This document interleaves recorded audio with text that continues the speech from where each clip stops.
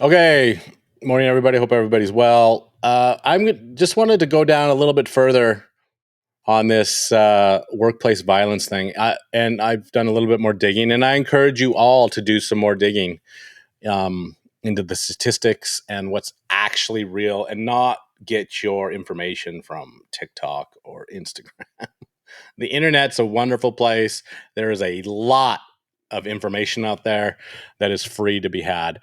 I found it fascinating that according to the Bureau of Labor Statistics in obviously the U.S., um, that there were 740 workplace fatalities due to violent acts across the U.S. across all industries, and the number one industry that reports that is the retail trades, which is basically the stock boys. I don't know what else, just simply, or the truck drivers. Those two outpace everybody by a significant margin. And then the third place is construction and extraction. You know,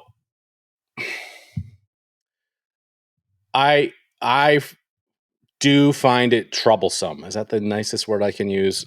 When people sort of use tragic events to bolster their own um, influence on social media. And I get that, and I get lots of people saying, "What are you doing?" I'm like, "Yeah, I'm here bolstering my own social media, I guess."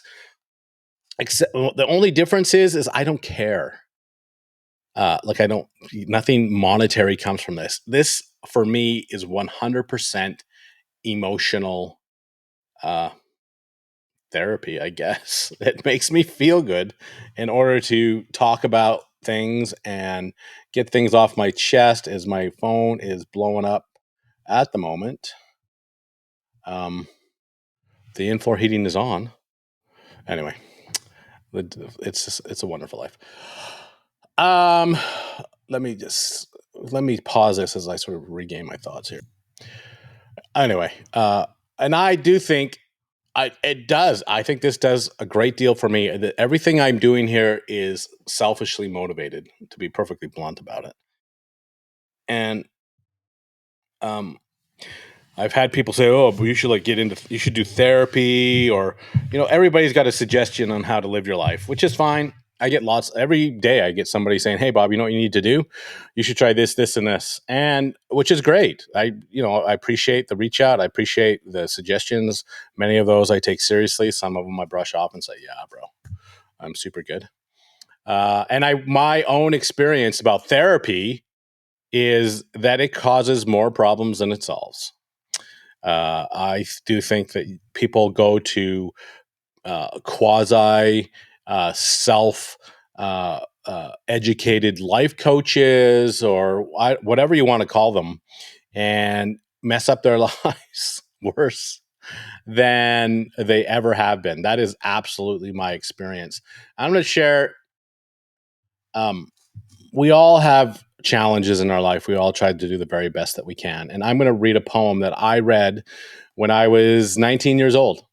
I discovered this poem. It's sort of re-entered my life 4 or 5 times over the years, and it really just sort of describes my entire life. And for me, is therapeutic. It's called "The Sidewalk, the Hole, and the Insanity." I I walk down the street. There is a deep hole in the sidewalk. I fall in. I am lost. I am helpless. This isn't my fault. It takes forever to find a way out. I walk down the same street. There is a deep hole in the sidewalk. I pretend I don't see it. I fall in again. I can't believe I'm in the same place, but this isn't my fault. It takes me a long time to get out. I walk down the same street. There is a deep hole in the sidewalk. I see it there. I still fall in. It's a habit. My eyes are opened. I know where I am. This is my fault. I get out immediately. I walk down the same street. There is a deep hole in the sidewalk. I walk around it. I walk down another street. And that's credited to Portia Nielsen, if you want to check it out. I love it. I think that is just um, a synopsis of what life can be. I'll share one more thing with you.